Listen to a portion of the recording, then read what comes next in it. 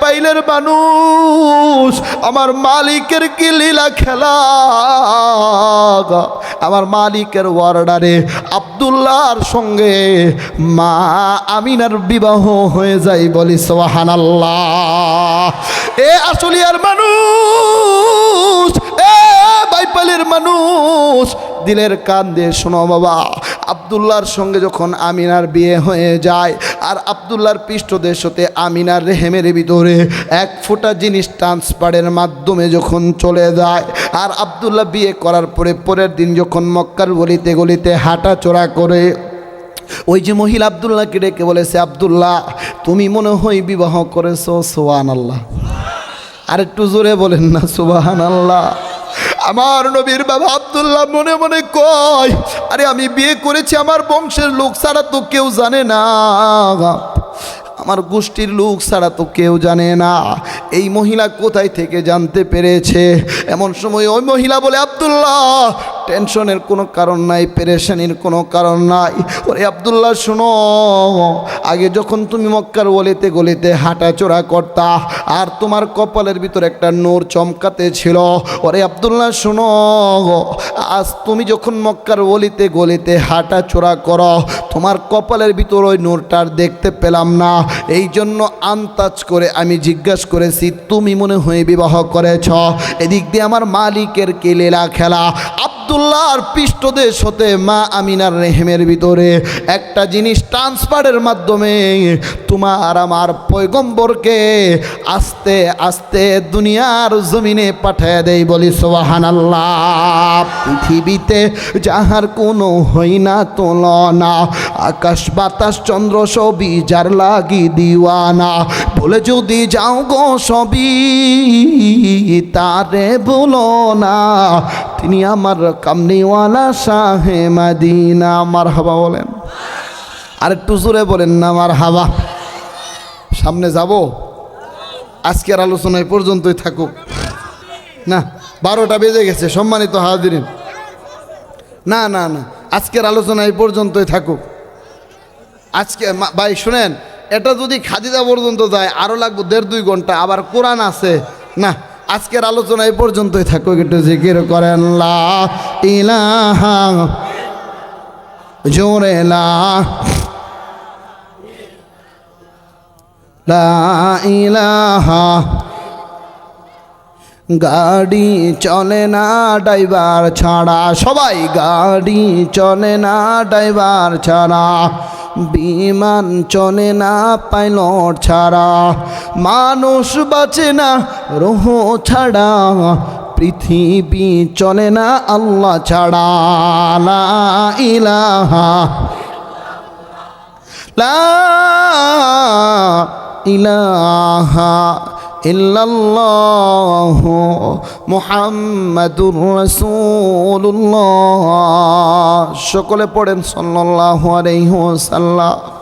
এ ভাই পাইলের মানুষ, দেখো না মনটার একটু নরম করে দেওয়া যায় কি না। আমি আসল জায়গায় চলে এসেছি বাবা। আমি এটা বোঝানোর জন্যই তোমাদেরকে এতগুলো কথা আমি তোমাদেরকে বুঝাই এই জায়গায় নিয়ে এসেছি বাবা। আমার নবীর কি লীলা খেলা বাবা। আমিনার রেহেমের ভিতরে আমার নবী আস্তে আস্তে বড় হতে লাগে। আমিনা বলো, মক্কার মহিলারা শোনো, তোমরা যখন সন্তান পেটে ধারণ করো তোমাদের বমি বমি ভাব হয়, তোমাদের কেমন জানি বিরক্ত বিরক্ত ভাব হয়, কিন্তু খোদার কসম আমি যখন আমার মুহাম্মদকে পেটে ধারণ করি আমার বিন্দু পরিমাণ আমার কষ্ট হয় নাই। আমি যখন মুহাম্মদকে পেটে নিয়ে আমি কোনো মরুভূমি এলাকা দিয়ে যাই, যে এই পাথরটা আমার পায়ের নিচে পড়ে যায়, পাথরটা মোমে রূপান্তরিত হয়ে যায়। আর একটু জোরে বলেন না সুবহানাল্লাহ। আমিনা ডাক দিয়ে বলে, শুধু এই পর্যন্তই শেষ নয়, আমি যখন মুহাম্মদকে পেটে নিয়ে কোনো মরুভূমি, আমি যখন কোনো কুয়ার কাছে যাই, কোনো বালতি লাগে না, মশক লাগে না, মুহাম্মদের বরকতের কারণে কুয়ার পানি আমার হাতের নাগালে অটোমেটিক চলে আসে, অটোমেটিক চলে আসে। এ বাবা, আমার নবী আস্তে আস্তে আমিনার রেহেমের ভিতরে বড় হয়। ভাগ্যর কি লীলা খেলা। আমার নবীর বয়স যখন আমিনার রেহেমের ভিতরে 6 মাস হয়ে যায়, আমার নবীর বাবা আব্দুল্লাহ দুনিয়া থেকে চলে যায়। এই বাইপাইলের মানুষ আমি জানি এখানে তোমাদের স্থানীয় তোমরা মানুষ কিন্তু খুবই কম। অনেকের বাড়ি আছে বগুড়াতে, অনেকের বাড়ি আছে মাগুরাতে, অনেকের বাড়ি আছে জামালপুরে, অনেকের বাড়ি আছে শেরপুরে। আমি জানি না এই ময়দানে আমার নবীর মতো কার মা নাই, কার বাবা নাই। আর এই মা বাবাদের কেমন বটবৃক্ষ যাদের নাই তারাই শুধুমাত্র জানে। এই যে চাকরির সুবাদে আমার বাড়িও তো জামালপুর বক্সিগঞ্জ থানায় বাবা, আমরা চাকরির সুবাদে টঙ্গী চারাগালিতে থাকি। এখন বাবা মা দুজনে জীবিত আছে। মাঝে মধ্যে রাত 3টা-4টার দিকে ফোন দিয়ে বলে বাবা এখনো বাসায় গিয়ে পৌঁছিস কিনা। এটা যদি মা বাবা যদি চলে যায় সারাদিন তল্লাশি করেও পাবে না, সারাদিন তল্লাশি করেও পাবে না। এ যুবক তোর হাত 2টা গায়ে দে, তোর পা 2টা গায়ে দে। আরে মা বাবাদের কেমন বটবৃক্ষ যাদের নাই তারাই জানে। এই শীত মৌসুমে কত প্রান্ত থেকে প্রান্ত ঘুরে বেড়ায়, কত মানুষ কত আবেগ মাখা ভালোবাসা দেখায়, কিন্তু ওই জনম দুঃখিনী মা বাবার মতো নিঃস্বার্থ ভালোবাসা কেউ দিতে পারে না। আমার নবী 6 মাস বয়সে যখন বাবা হারায়, আমার নবী আমিনার রেহেমের ভিতরে আস্তে আস্তে বড় হতে লাগে। আমিনা বলে আমার নবী আস্তে আস্তে যখন বড় হয় আর এক একটা ঘটনা প্রকাশিত হতে লাগে। আমার নবীর দাদার নাম ছিল আব্দুল মুত্তালিব।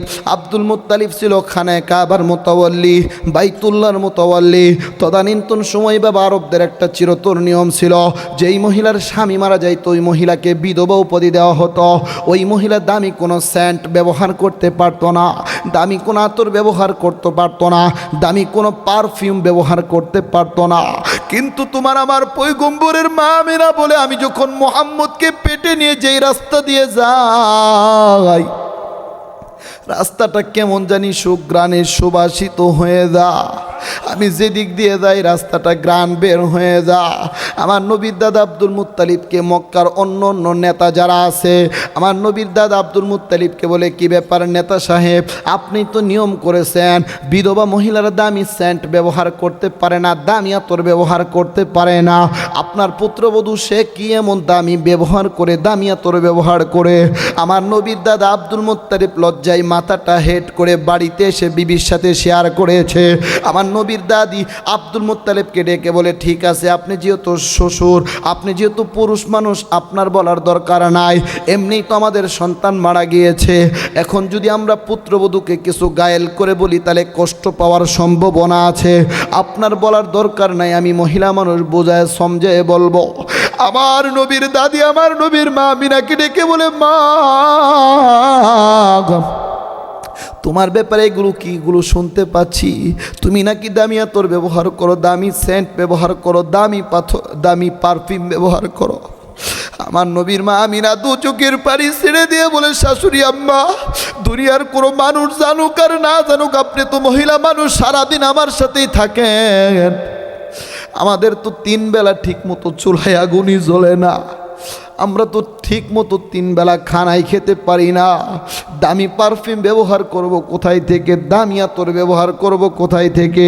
ওরে শাশুড়ি আম্মা, এই কথা বলে আমার নবীর মা আমিনা মুখ থেকে যখন একটু থুতু বের করে দেয়, আর ওই থুতু থেকে মেশকে আম্বরের চেয়েও বেশি গ্রান বের হয়ে যায়। বলি সুবহানাল্লাহ, আল্লাহু আকবার বলো। এ বাইপাইলের মানুষ দিলের কাম দে বাবা, শুনো এ যুবক ভাই, আমার বন্ধুবর মুফতি শরীফুল ইসলাম মধুপুরি বলে গিয়েছে, আজকে তুমি ডিমারিয়ার পাগল হয়ে গেছ, আজকে তুমি নেইমারের পাগল হয়ে গেছ, আজকে তুমি রবিন উতাপ্পার পাগল হয়ে গেছ, কিন্তু খোদার কসম এরা কিন্তু তোমারে জান্নাতে নিয়ে যেতে পারবে না, এরা কিন্তু তোমারে সুপারিশ করতে পারবে না। এইভাবে আমার নবী আস্তে আস্তে আমিনার রেহেমের ভিতরে বড় হয়। তদানীন্তন সময় আরবদের একটা চিরতর নিয়ম ছিল, সন্তান ভূমিষ্ঠ হওয়ার পরে এই সন্তানকে কাবা চত্বরে রেখে আসা হতো। যেই সন্তানের বাপের টাকা পয়সা বেশি, বিভিন্ন দূর দূরান্ত থেকে মহিলারা এসে দুধ পান করানোর জন্য নিয়ে যেত। কিন্তু তোমার আমার পয়গম্বরের অভিভাবক থেকেও না থাকার মতো, অভিভাবক থেকেও না থাকার মতো মক্কার সব শিশুদেরকে বিভিন্ন দূর দূরান্ত থেকে মহিলারা এসে দুধ পান করানোর জন্য নিয়ে যায়। কিন্তু তোমার আমার পয়গম্বরকে কেউ নিতে চায় না। এদিক দিয়ে আমার মালিকের কি লীলা খেলা। হালিমাতুস সাদিয়া আমার নবীর দুধ মা, আসার সময় তার উটটা দুর্বল হওয়ার কারণে পিচ পড়ে গিয়েছে। হালিমাতুস সাদিয়া কাবা চত্বরে এসে দেখে একটা ফুটফুটে সন্তান পড়ে রয়েছে, যার চেহারার সামনে আকাশের সূর্যের আলোটাও ম্লান হয়ে যায়। বলি সুবহানাল্লাহ। হালিমাতুস সাদিয়া তার স্বামীকে ডেকে বলতেছে, স্বামী, কাবা চত্বরে একটা ফুটফুটে সন্তান পড়ে রয়েছে, এই সন্তানকে কি নিয়ে আমরা আমাদের বাড়িতে যাব নাকি? এদিক দিয়ে হালিমার স্বামী বলে, হালিমা, তোমার যেটা ভালো মনে হয় তুমি সেটাই করতে পারো। এদিক দিয়ে হালিমার স্বামী বলে, আমাদের বকরিগুলোর উলানে তেমন দুধ ছিল না, আমাদের বকরিগুলোর উলানের ভিতরে বাটের মধ্যে তেমন দুধ ছিল না, কিন্তু খোদার কসম, যেই দিন থেকে মুহাম্মদ আমাদের ফ্যামিলিতে জয়েন করেছে, আর মুহাম্মদের বরকতের কারণে আল্লাহ আমাদের ওই বকরিগুলোর উলানে দুধে টইটম্বুর করে দিয়েছে। বলি সুবহানাল্লাহ।